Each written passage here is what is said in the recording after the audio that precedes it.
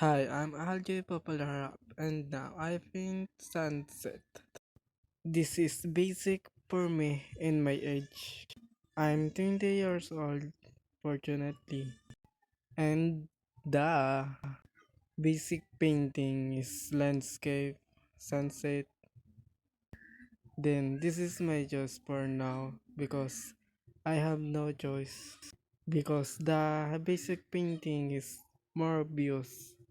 And so, wala na akong mapagpipilian, kundi magtagalog na lang kasi nose bleeding.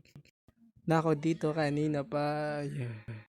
Gawa tayo kahoy, tuldok-tuldok mo lang ng ganyan tapos lagyan mo ng coconut tree para medyo astig tingnan. Color brown ang ginamit ko sa lupa kasi gusto ko. Kahit ayaw mo, wala na tayong magagawa kasi gusto ko. At sa dagat naman, gumamit ako ng light blue para maging realistic at pagkatapos color white para makatotohanan, may kabuluhan. Highlight mo lang ng ganun. Tapos, doon naman tayo sa sun and moon. Sun and moon. Kulay black ang grass, saka para maging PM ang view.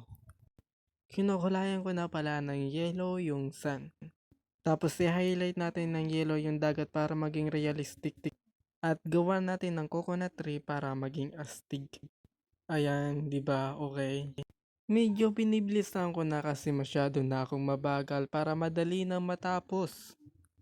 Kasi gustong gusto ko na itong i-post. At yun naman, lalagay tayo ng tuldok-tuldok kulay white para maging star. Medyo liitan mo lang at medyo ramihan mo para astig tingnan.